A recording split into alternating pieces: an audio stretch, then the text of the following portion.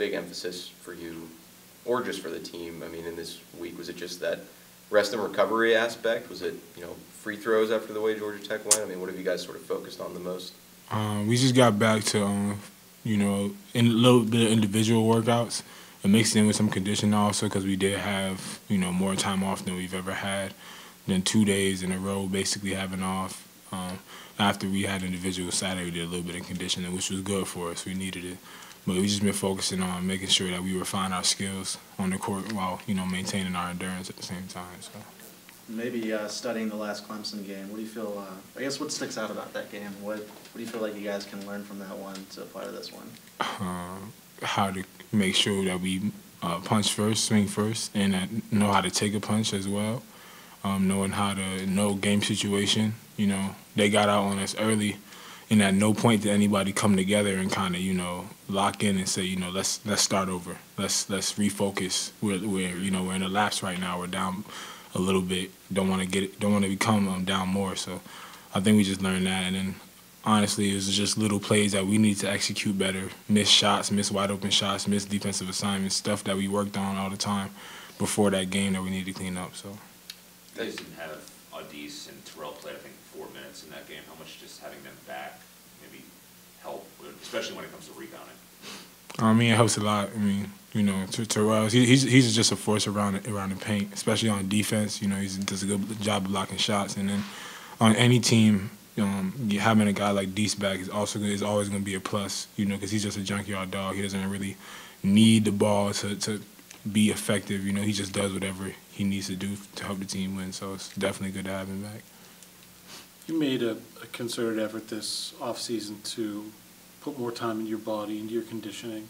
Do you feel like the fact that you've been able to play some of your better basketball here in February when people do start to hit the wall has been partially a result of that? Yeah, definitely. I remember last year when I did gain the weight, it was during this time, actually, when we were playing all of these games back-to-back and, you're not really having time to focus specifically on your body. You're kind of just playing games, and that's what's on your mind. And so last year I started to not care about my body as much. I started eating whatever and started not really paying attention as I, wasn't even weighing myself, so it wasn't like I was paying attention to the weight going up either. But it's definitely something that's helped me this year, something that's helped my mind, my body, and it's helped me be better for my teammates and be better for myself as well. So. That first Clemson game, they kind of shot lights out, especially early. Down in Atlanta last week, you guys sort of struggled uncharacteristically from the free throw line. I mean, those are two games where sort of weird, almost fluky things like that happen. I mean, do you think you guys have had some bad luck at all this year? I think it's the Ken Palm rankings. You guys are 5th unluckiest team according to that metric. But can you see that? I guess I wouldn't say unlucky. Because it's it's always things, and when it comes to basketball, there's always things you can fix, and there's always things that you could have done to make a situation better. So, although the first game we played Clemson, they were really hot, and we watched film back, and some of the shots they actually made were kind of, what we were scouted to do, what we were practicing all week. Short closes on certain guys, and they got a little hot. So they just shot a hot ball that game. And other games, it's really been us. And I've been saying all season. We've been saying all season. I know it's repetitive, but, it's true. When we watch film, it's us. It's little things that we're doing that are giving people this relaxation on the court and letting them get into the zone. And, at this level, you let any player get in the zone, any team get in the zone, they're going to be better off. So I think we got to do it better of making sure we're in our zone and stop letting other people get in theirs. Do you feel like you guys are still kind of learning as a team kind of how to handle adversity? Jeff mentioned about the slow starts that was kind of oftentimes a result of, maybe getting good looks and then missing them and kind of letting that spiral in your whole game. Have you kind of seen that? I feel like just because of the fact that, our person who has the ball the most, our point guard, he's a young person, and then probably next to him is probably Trey. I wouldn't know statistically wise, but it's probably Trey. And they're really young guys, and all three of them play a lot of minutes.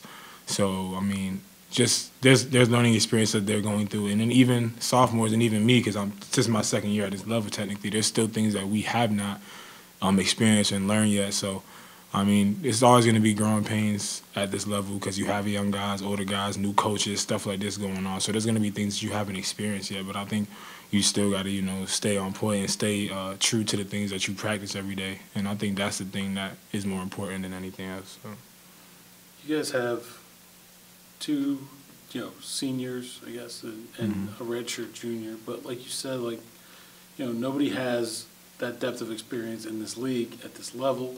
And a lot of the experience you guys did have last year was pretty negative. So do you feel like that there's still you're still kind of behind the learning curve in some respects when it comes to having experience of what it takes to win in this league on a night in, night out basis? No, not anymore.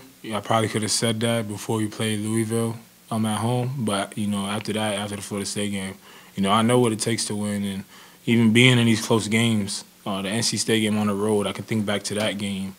Games like that, even NC State here, games like that, Virginia Tech game, all those games where you have a chance to win. And then after being in situations where, one, we played the number 11 team at the time, beat them convincingly. The other, we play another team who's now ranked and played really good basketball since then. We beat them in overtime. So it's like we've experienced both. We've beaten teams by a lot. We've won close games. So the experience on how to win is there. Knowing what to do to win is there because it wasn't like we did everything perfect in either of those games. But I think just making sure you put it all together in the showing the necessary attention and making sure you do that every single night, every single possession, I think that's the next step in the learning phase that we have to get to. During the season, maybe particularly during this losing streak, have you maybe tried to step up kind of as a vocal leader? And do you almost feel maybe a little bit more of a sense of urgency knowing that you only have so many games left? I've been a vocal leader all year, so that role hasn't really changed. Some of the things I say might change, and the message might change sometimes depending on the situation we're in, depending on the game, the opponent. But I've been, the vocal leader for this team all year. So that's just been my job. So, I'm just trying to stay to that. My urgency has been like that since day one. Since the summer when I came in and told you guys, how much I wanted to work on my body. That sense of urgency has been there since day one. So.